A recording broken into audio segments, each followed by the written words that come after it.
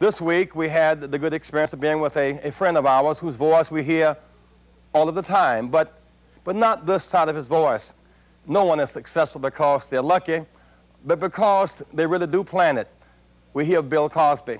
To talk with Bill about growing up in a housing project in Philadelphia, Pennsylvania, and the gap between growing up in that housing project and whoever he is today, and it is a gap, let's hear the voice, the other voice, if you will, of Bill Cosby.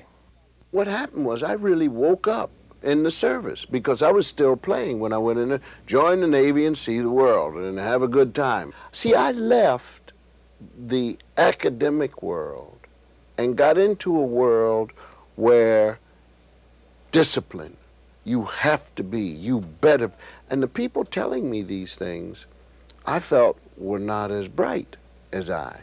And I felt that I had missed the point, but I got it right away when I got into the service. And so for 4 years, I went into physical therapy school, I worked with patients, and my whole drive was to get out of the service and get an education because I knew that once I got out of the service, if I didn't have a college education, I would be at Horn and Hardhart's busting tables. Nothing wrong with it, but I would be doing jobs to get a salary, to pay my rent, to buy a car, and none of these things really happened to be what I wanted to. But you're not successful, therefore, because you are lucky or soulful.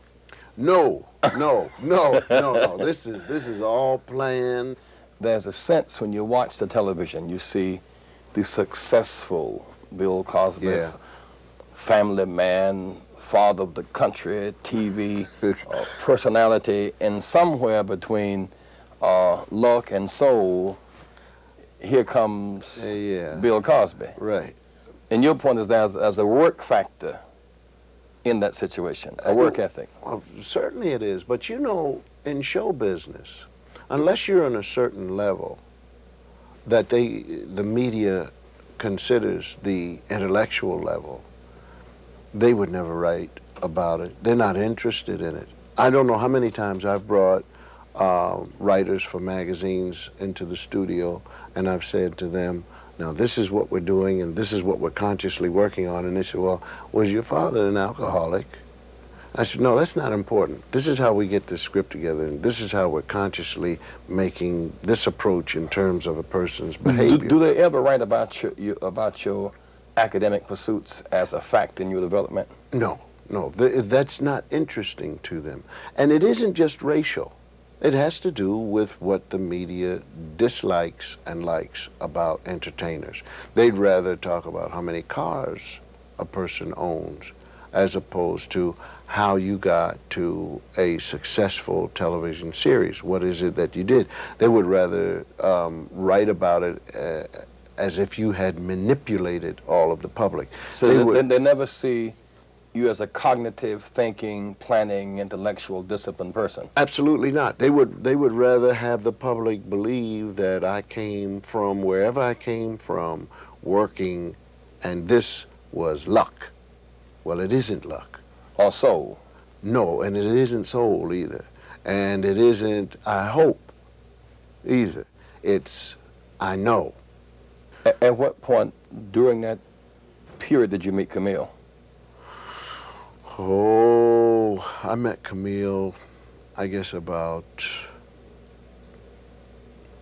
to be about 9 months after working in the clubs, because I was making big bucks then. I was making about $300 a week. So she married you for your money? She knew it, and I told her that, and I want my money back. You want your $300 back? Right. That's why she's chairman of the board. Please. Chairman of the board. Yeah. Let me ask a question. As your success exploded, the role of Camille in that process meant what to your ability to achieve the status that you now have achieved? First of all, I think that your mate on the other side has to take that initiative. Because if your mate doesn't have that strength, and I think it comes from protecting me. In other words, Camille would look and see people that she felt were not team players. and she would come to me or begin to get rid of those people herself. Given the impact that this, what I call these gap experiences have had on you, I mean the mother-father Russell factor, and the Navy, and the Temple, and the Camille factor, in your living out this life on television, do these same values permeate the Huxtables, therefore? Oh, yes. And they all have to do with education. They have to do with, even and in spite of your own feelings, to try to get a value across of appreciating other people. Are you kind of reliving the best of your past through the Huxtables? Absolutely. Absolutely. And that part of the neighborhood that I loved. And life can be like that. It doesn't have to be where everything is painful. Once again, I have to go back to the media and what it puts out every day and reinforces that it's painful. Things must be painful. Well, I know pain. And when I was a kid, to have just the heel of the loaf of the bread, and there were 3 of us, and Call we the had, hen. Right. And use sugar and put mayonnaise on it so that and you say, boy. Jam Now, sandwich, 2 pieces of bread and jam so together. close together. You get a jam sandwich. And now we will take a break to sell some Jell-O pudding. We hope. Well, given this basic instability now of the African-American family, the show is often attacked as being unrepresentative or unrealistic. How does that sit with you? Sits just fine with me, because people who say that obviously are not paying attention to what's going on. To be fair is to just say nothing to them. Then what is the motivation of those who challenge it as unrealistic? Blatant racism problems. And I mean that. And I don't use that word that often.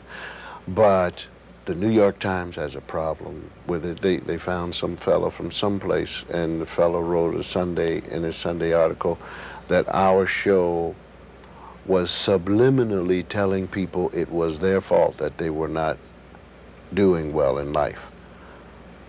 But there's nothing negative in my mind about that. If you haven't taken advantage of your high school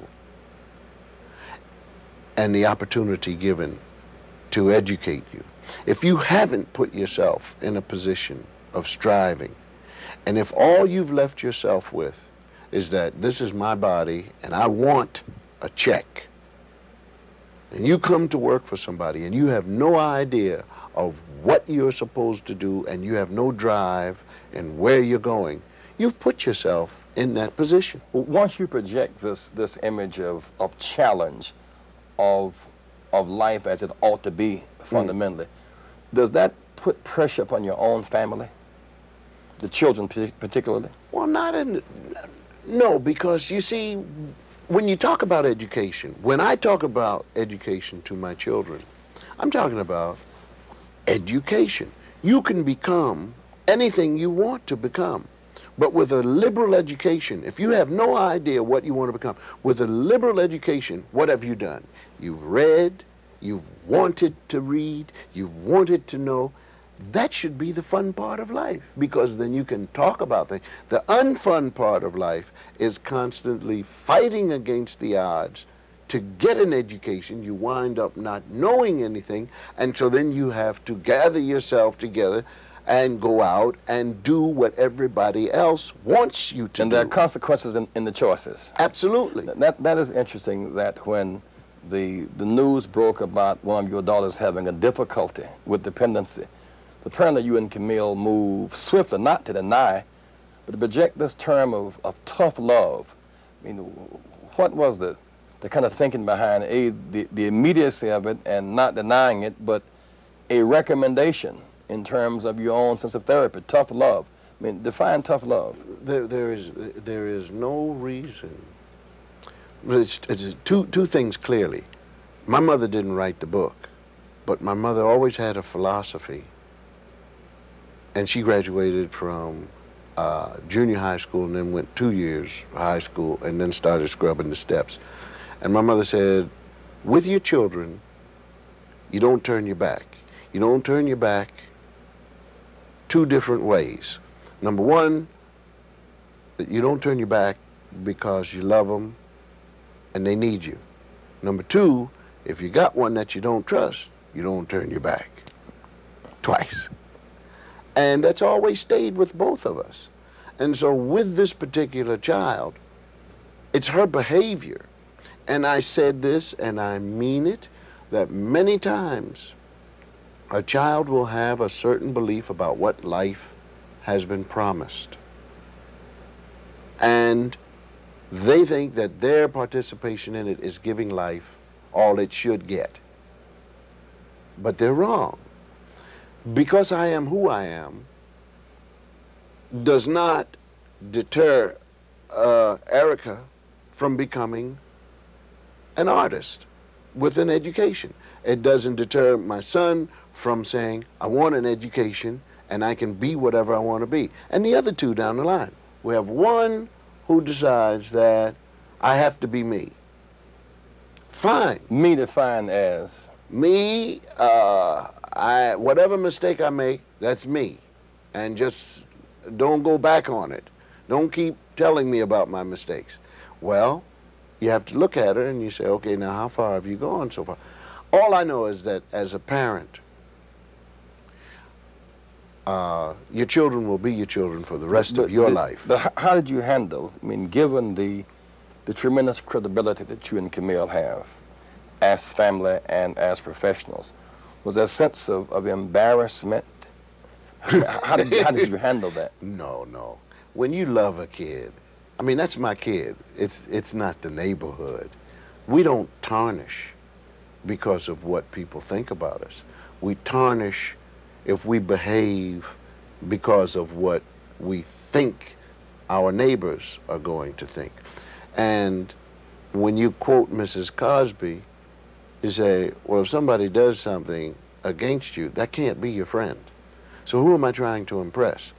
If I love my daughter and I want to see her well, it doesn't make any difference what the neighbors think. How is she responding to both the love and the toughness of you and Camille's response? I think she's confused, and from that comes anger, and she's still trying to manipulate.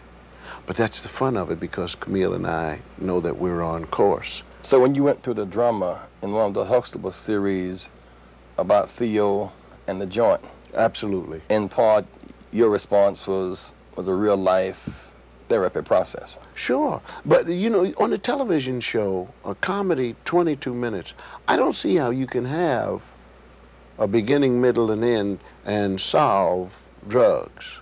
You just cannot do it. Therefore, what is the Huxtables agenda? What is the message that keeps coming through? What are you really trying to say? To make sure that your children have and know that you love them in spite of themselves. To give them your experience in life, to live as well as you can, being happy with yourself.